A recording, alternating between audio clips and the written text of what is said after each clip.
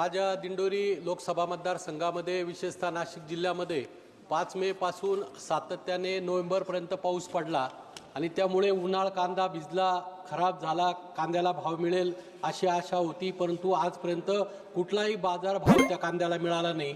त्याचप्रमाणे द्राक्ष पिकाचं मोठ्या प्रमाणावर उत्पादन घेतलं जातं, परंतु सततच्या पावसामुळे जी द्राक्षाची काडी तयार होण्यासाठी पुरेसा सूर्यप्रकाश पाहिजे होता, खतं मिळाली नाही।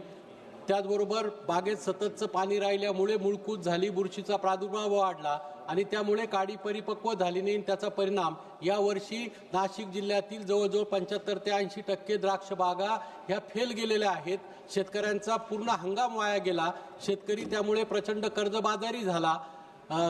बागेला उभं करण्यासाठी लाखो रुपये खर्च येतात। दरवर्षी हेक्टरी 5 ते 6 लाख रुपये खर्च येतो आणि राज्य सरकारने अतिशय तुटपुंजी मदत केलेली आहे। माझी विनंती आपल्या माध्यमातून केंद्र सरकारला की केंद्र सरकारने द्राक्ष उत्पादक शेतकऱ्यांना एक विशेष पॅकेज या निमित्ताने मदत करावी, कांद्याला हमीभाव द्यावा, कांद्याची निर्यात चालू ठेवावी अशी मागणी या निमित्ताने मी आपल्याकडे करतो। धन्यवाद।